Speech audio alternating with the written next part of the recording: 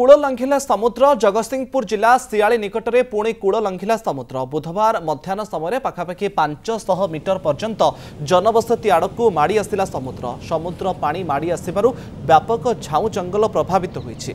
एपरिक समुद्र तटवर्ती लोके भयभीत अवस्था अछंती। ये प्रथम घटना नुहे, पूर्वरु मध्य अनेक थर समुद्र पानी भितरकू माड़ी आसिबार दृश्य देखा मिली। एबे पुणी थरे समुद्र कूल लंघिबा द्वारा स्थानीय बासिंदा भयभीत अवस्था रहिछन्ति।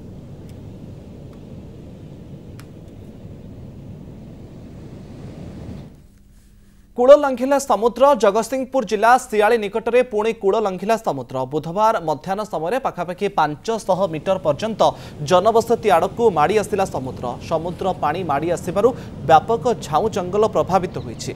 एपरिक समुद्र तटवर्ती लोके भयभीत अवस्था अछंती। ये प्रथम घटना नुहे, पूर्वरु मध्य अनेक थर समुद्र पानी भितरकू माड़ी आसबार दृश्य देखा मिली। एबे पुणी थरे समुद्र कूल लंघिबा द्वारा स्थानीय बासिंदा भयभीत अवस्था रहिछन्ति।